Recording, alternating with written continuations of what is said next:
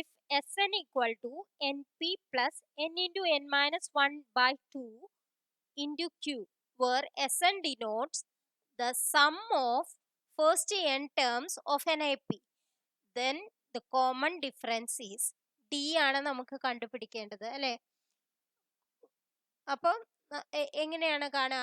S1 തന്നിട്ടുണ്ട് അല്ലേ. First term നമുക്ക് കണ്ടുപിടിക്കാൻ പറ്റുമോ?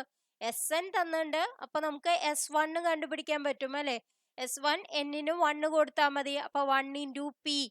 പിന്നെ ഇവിടെ 1 minus 1 വരണോണ്ട് ഈ ടേം ക്യാൻസൽ ആയി പോവും അല്ലേ.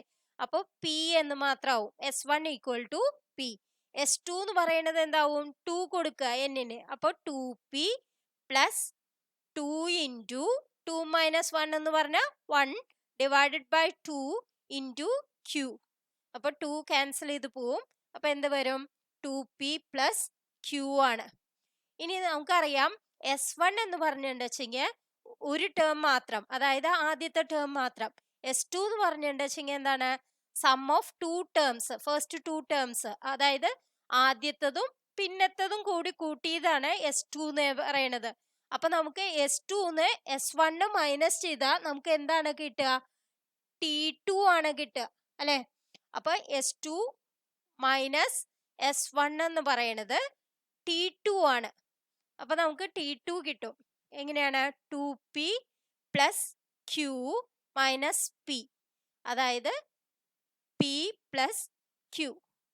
T2 P പ്ലസ് Q ആണ്. പിന്നെ T1 എന്താണെന്ന് അറിയാം. S1 തന്നെയാണ് T1 അല്ലെ. S1 T1 എന്ന് പറയുന്നത് അപ്പൊ P ആണ്.